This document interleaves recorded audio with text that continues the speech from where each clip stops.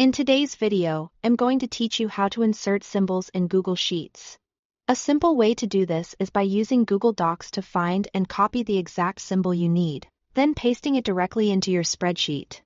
This is especially helpful if you want to add arrows, currency signs, math symbols, or other special characters that are not easy to type from your keyboard. To begin, open a blank document in Google Docs. Starting with a blank file keeps things clean and makes it easier to focus only on the symbol you want to use. Once the document is open, go to the top menu, click Insert, then Symbols, and choose Special Characters. This opens the symbol picker, which gives you access to a large library of characters. From here, you can browse through the available categories, such as arrows, currency, math, and many others. If you already know what you need, you can also use the search bar to find it more quickly.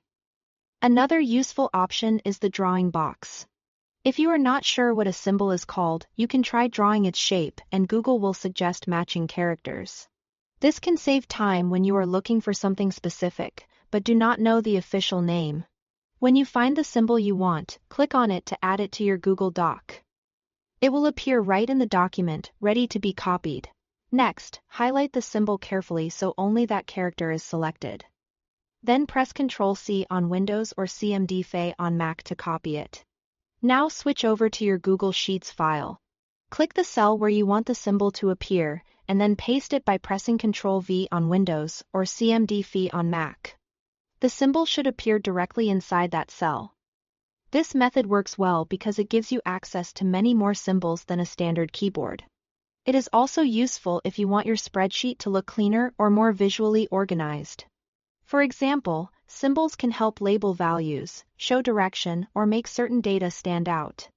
Just make sure you click the correct cell before pasting, especially if you are working in a larger sheet.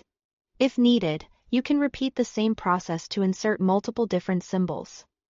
Thanks for watching.